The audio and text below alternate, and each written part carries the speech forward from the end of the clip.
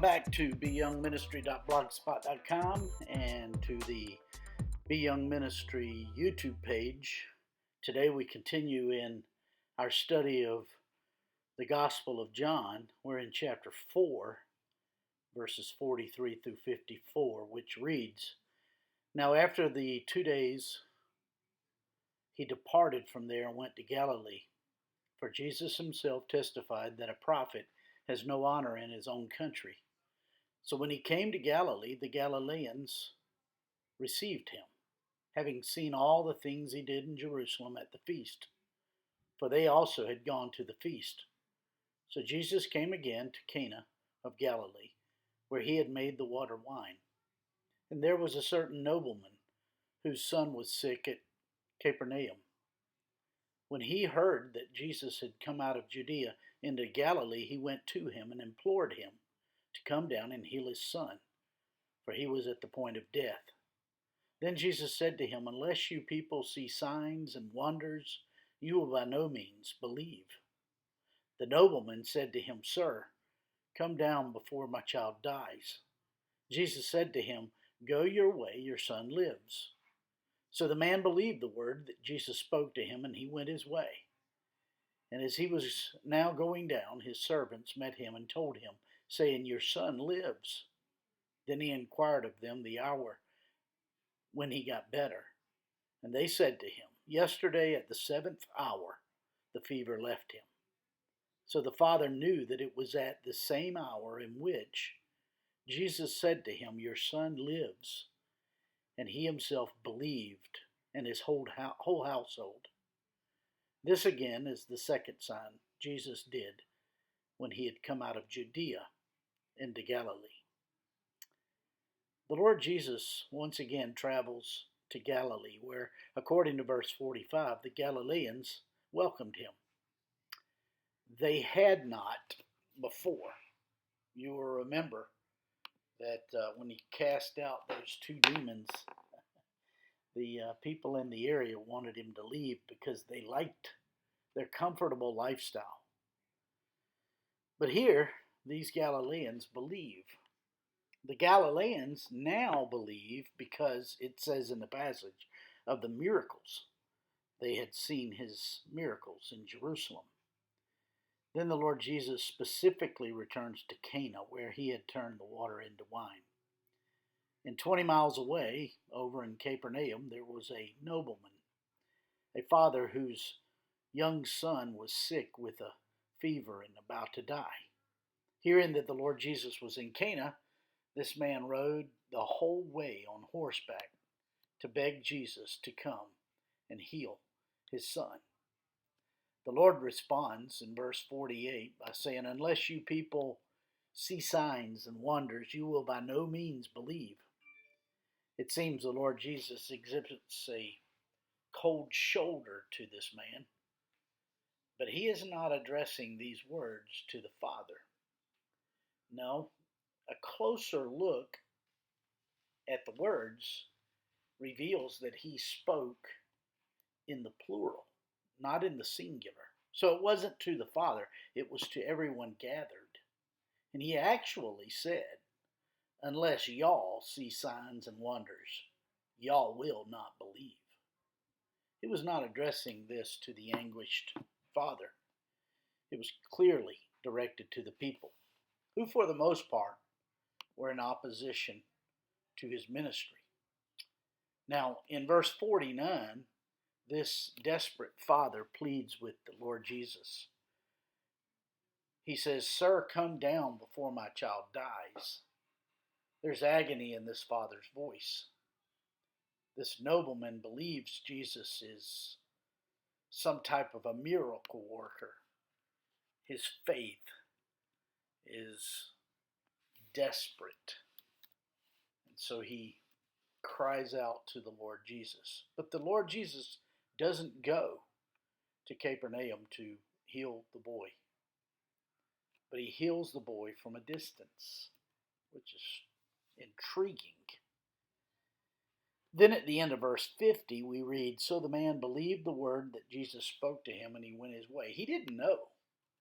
He didn't empirically see that his boy was healed, and yet he believed.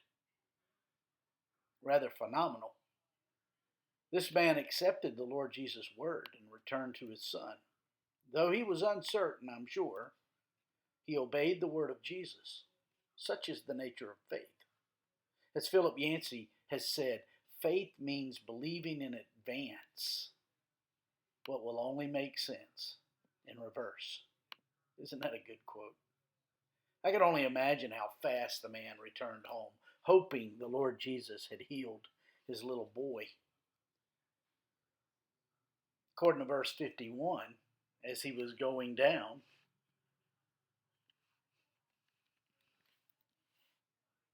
his servants met him and told him that his son was living. Can you imagine? I've been there. As you well know, in January of this year, 2019, my son flatlined 3 times. And the exhilaration of hearing the doctor say to me, Mr. Young, your son is going to be okay. It was amazing. Blew me away. I expected him not to make it. The man's servants meet him and tell him that his son is living. Then he asks his servants the hour his son improved. And they said to him, yesterday at the 7th hour the fever left him. In John 2, there were 6 imperfect water pots filled to the brim. In John 4, the woman had 6 men, and she discovered the one who would complete her. Her 7th man was standing in front of her. In our text today, at the 7th hour, the Lord Jesus healed this nobleman's little boy. When it dawned on this nobleman that his little boy was healed, at the precise moment when Jesus had said to him, your son is living, he lives, he discovered that the Lord Jesus was not limited by distance or by time. When the man understood that, he himself believed, and it was so profound in his life that his whole household believed. They believed because of his belief. It's interesting, this is the same word for belief that was used of this very same man earlier. But it now is used at a much higher level. This kind of human response is in response to divine persuasion. That's what our faith is a product of. God divinely persuading us in myriads of ways on a daily basis. Some have felt that this nobleman, this official of the court, is referred to by name in Acts chapter 13, where there was great spiritual awakening in the city of Antioch. Seeing tremendous possibilities, the tremendous possibilities, Barnabas went to Tarsus to find Saul and bring him back with him to minister there. That chapter declares there were a number of prophets in the church of Antioch, among them one named Manaen, the foster brother of Herod. That would make him a king's man, or a member of the court, or in this translation, a nobleman. Though it is not certain that it is the same man, it is likely that this was the moment when Manaen came to the Lord Jesus. He understood who he was, believed in the Lord Jesus, and together with all of his household, committed himself to the remarkable power and authority of the Lord Jesus. The first miracle of the Lord Jesus was the changing of the water into wine in chapter 2 of John.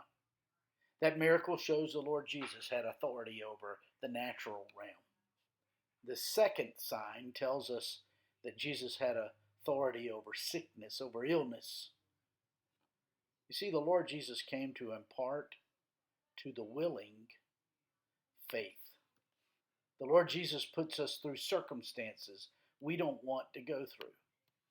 He makes us face things we do not like to face in order to achieve what we have wanted with all our hearts all along.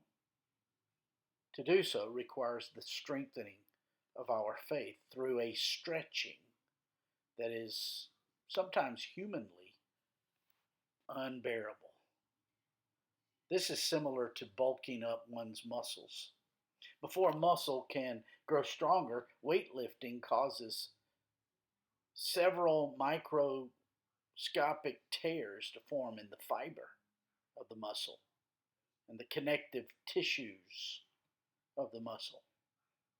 With proper rest and nutrients, the muscles slowly rebuild over the following days. But full repair can take place in like a week or more. This repair causes the muscles to be stronger, to be bulkier. Such is the case with our faith. It seems to me that brokenness, crushing experiences that God allows us to go through, enables our hearts to see Him best. And as a result, our faith grows. My friends, I trust this podcast is helpful to you in your walk with the Lord. If I can be of further help to you, feel free to shoot me an email at BYoungMinistry@gmail.com. Hey, have a great day.